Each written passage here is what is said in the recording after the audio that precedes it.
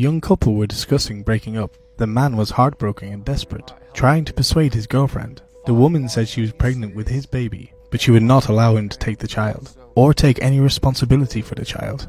She just wanted him away from her family. "I just want you to stay away from us." He drank heavily, and was thrown out by staff. When he left, he saw a car with the door open, so he intended to steal some things, but he was seen by police. After being bailed out by his mother, he just stayed home and slept. That was the expression of the unemployed and idle.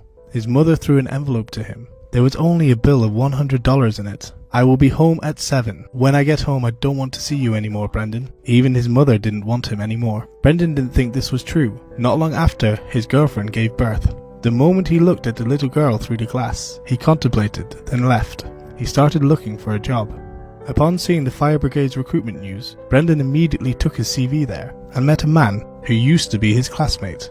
But this man didn't like Brendan, just because he was a lethargic stoner. The man said, "We've recruited enough, go away." Brendan nodded in disappointment, intending to leave. An old man called him in. "He's Eric Marsh, the captain of the fire brigade." As soon as he sat down, Eric asked directly, "When was the last time you were on drugs?" Of course, he did not expect this question, so it was a bit of a shock. Brendan was embarrassed to silence, then answered, 3 months ago. Eric continued to ask, "Do you have a criminal record?" He replied, "Yes, larceny," now still in suspended sentence. At this moment, Eric seemed to be puzzled. "Then why are you here?" Brendan said, "For my whole life I have made many mistakes. I have done many embarrassing things, as well as many other things inconceivable. Actually, I have a daughter. I want to give her things that I never had. If you give me a chance, I won't let you down." Brendan said it all, everything honestly spoken. Eric silently leaned back in his chair. The opportunity was supposed to be missed, but unexpectedly, Eric said, "Our team is going hiking.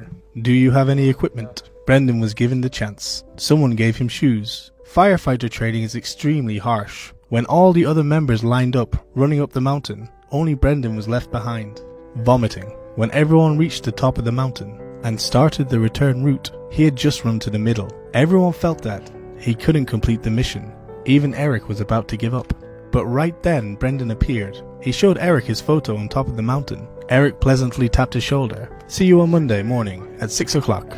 So Brendan was accepted. A brother handed him a bottle of water. That evening, with his clothes still dirty, Brendan went to the supermarket to buy things. He put diapers in front of his ex-girlfriend's house, then quietly left. On the second day of training, Eric urged the whole team to work. While working, Eric quizzed them, asking what the rules of the fire brigade were. Brendan gave the wrong answer, causing the team to do push-ups as a punishment. His teammates angrily cursed. "Can you still stand it? You was humiliated on the first day entering here," even deliberately provoking him. Brendan's ex-girlfriend was a flirt, so he said, "Are you sure she's your child?" After hearing that, Brendan went insane. He pressed his teammate to the ground, intending to punch him. Then the captain shouted, "Come on, come on!" After hitting, "Go away. Go die." Brendan held back. Then at a fire, Brendan and his teammates arrived at the scene. Swaying on the plane, he's scared. The flames below spread violently, like a firewall built up in front of them. This was the first time Brendan had seen it in person. Witnessing such a big fire, the whole forest was gradually being burned.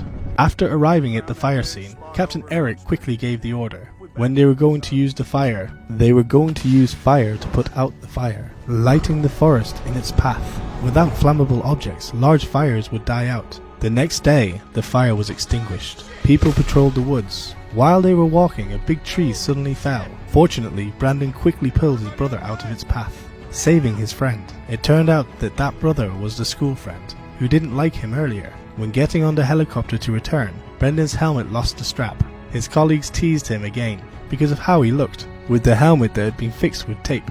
All the team members laughed, patting the helmet. Finally, Brendan was recognized. From being a falling man, now he became a heroic firefighter. After completing the first mission, the first thing he did was visit his daughter, but he dared not knock on the door, only bring and purchase items, putting them at the door and then leaving. But at that moment the door opened. His ex-girlfriend held their daughter and stepped out. He saw how beautiful his daughter was. He was so nervous that his whole body froze, standing like a pillar. The ex-girlfriend asked, "Do you want to take her?" He smiled. "Well, I'm dirty." The ex-girlfriend said, "Never mind that," then gave the daughter to him. He held his daughter in his arms, kissing her. Then he cried. One day, 9 months later, Brendan brought his daughter home. With the company of his friend, both were delighted. This was the first time Brendan had been with the daughter. But unexpectedly, that night his daughter cried all night. He was extremely scared, patting the baby, giving her a teddy bear, but she still refused to hold back. His friend bought a thermometer. Brendan had not read the instructions yet, putting it in the baby's mouth. His teammate reminded him, "No, not there," then showed him the instructions for use. What? Just seeing the thermometer displayed 39.6 degrees. His teammate suggested that he should call her mother, but he did not dare, because he feared that later he would have no chance to stay with the baby again. Finally, Brendan called for the help of his friends. The two women bathed the baby and played with her. Thanks to that, the baby gradually got better. Having been previously hated, now he had a career, had family and friends. They laughed together. This was the result he achieved due to his sense, responsibility and the spirit of never surrendering. He happily laughed. That day, he took his daughter to the park to play. At this moment, far off in the distance, heavy smoke billowed intensely. He could not hesitate, immediately running back to the fire brigade. That was the life of the fireman. He and his teammates outlined a plan to put out the fire. Whenever there was a fire, no matter where he was or what he was doing, he always had to bravely rush forward. He couldn't hesitate. In front of them the fire roared fiercely. Behind was the households that they were sworn to protect. At this moment, everyone's hopes all rested on the shoulders of 20 firefighters. They cut the surrounding bushes, dug a fire-breaking ditch, then set the fire again in front of the fire line, and waited. The two great flames met. The fire searched for more fuel. They were constantly on guard. When the two flames met, a lot of ash and fire spots were falling. If not careful, they might be burned to death. They continued to cut branches, digging the ditch. Finally, the fire was extinguished. This was the greatness of being a firefighter. It really made people admire no matter how big a fire was. When faced with it, they could only accept their responsibilities to battle it. After completing the mission, the team gathered together. They were glad to high-five each other, taking a photo together under a tree to record their moment of victory. No doubt about it, they were heroes respected by others. Though their way of putting out the fire was not supported at first. Previously in a test, an officer who had rich experience had showed doubts about their methods of putting out the fire, but it proved that their way was correct. After that, another fire happened. They used the same method again, but this time it went wrong. Firefighting aircraft mistakenly put out their line of fire. The whole team could only give up this place to find another location and set up fire defenses. Brendan was sent by Eric to a windy place in the mountain. Very soon, the wind picked up. The fire quickly spread towards him. Brendan could only retreat hastily, but the speed of the fire was much faster compared to his running speed. Soon after, Brendan was surrounded by flames. Fire dust flew into his eyes. Brendan gasped because of the smoke. He heard the digger, so he immediately called out his teammates. Quickly, he got in the digger and left the fire. On the other side, Captain Eric took team members to withdraw from the scene. Then found the wind suddenly changed direction, causing the flames to spread towards them very quickly. The captain immediately turned around and ran back. The helicopter flew away. The captain shouted loudly into the radio, "Granite!" asking for help from the helicopter. People on the aircraft couldn't hear them. Flames surrounded the team. No choice. Eric looked at his teammates behind him, shouted loud, "Arrange feet towards the fire. Get the water. Feet towards the fire. The new ones lie inside." All quickly arranged to avoid fire. Brendan held the radio and kept calling his teammates. But now, on the radio, only chaotic scratching sounds remained. Brendan bit his teeth painfully. After the fire, everywhere was desolate. Until the rescue team arrived, only 19 bodies found, burned to death. Brendan, the lucky person who survived, sitting on the car hearing the news, then became desperate. Anger, suffering, beating and screaming. Now, in that car, only he remained. The family members of the 19 perished also suffered the same pain. They gathered at a gymnasium, waiting for the final announcement. They announced one lucky person survived. Everyone prayed silently. The other survivor might be their husband, son, or father of theirs. All sobbed and prayed.